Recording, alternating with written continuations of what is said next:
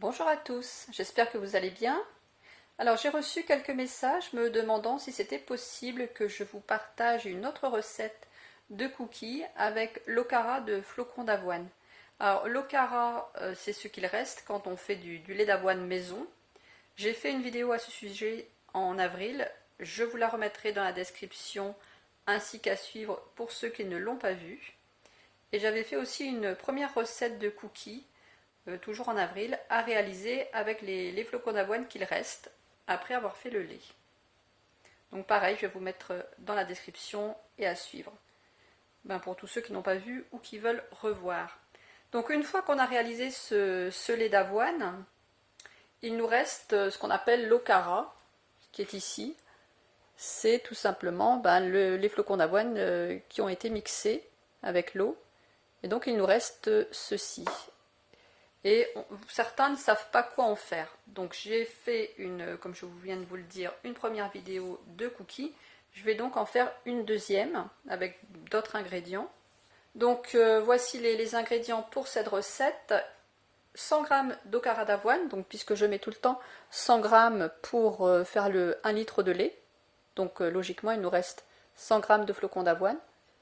Donc je ne vais pas vous remontrer comment faire le lait, puisque pour ceux qui ont vu, autrement ça sera trop long.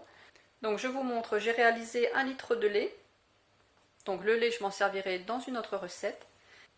Donc pour ces cookies, 100 g d'okara d'avoine, 100 g de noix de coco râpée, 2 bananes et les zestes de citron d'un demi-citron. Donc pour le citron, pour les zestes de citron et les zestes d'orange d'ailleurs, que je fais pareil, quand j'ai des oranges ou des citrons, je râpe les zestes et je les mets dans le congélateur. Et comme ça me sert toujours dans des recettes. Donc là, j'ai décongelé. Je recoupe toujours en très petits morceaux avec un couteau, parce que dans les zesteurs, ça fait des grands zestes.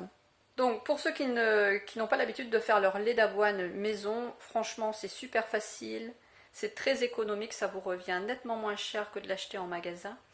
Et l'avantage c'est qu'il vous reste aussi après justement l'okara, ça vous permet de faire une autre recette. C'est vraiment très avantageux, très économique et très rapide. On prend un saladier, donc j'ai déjà l'okara de flocons d'avoine, je rajoute les autres ingrédients. La noix de coco, les zestes de citron, les bananes que j'ai coupées en rondelles. Et pour cette recette, je vais utiliser le mixeur plongeant.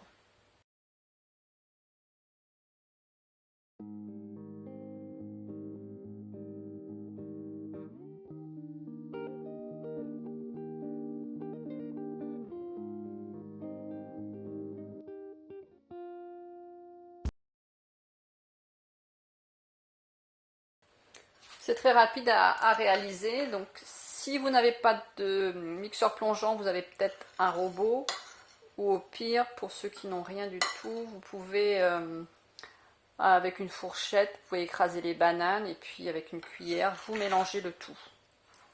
Voilà, l'objectif c'est de bien mélanger tous les ingrédients, faire quelque chose de moelleux comme ça. Donc je rajoute rien d'autre. Pas de sucre, c'est les bananes qui vont donner le sucre naturel. Pas de liquide, pas d'eau, rien du tout. C'est juste parfait comme ça. Je prends un plat qui va dans le four ou une plaque. J'ai mis du papier cuisson dans le fond. Et maintenant je prends donc tout simplement une cuillère à soupe de préparation que je viens déposer sur ma plaque.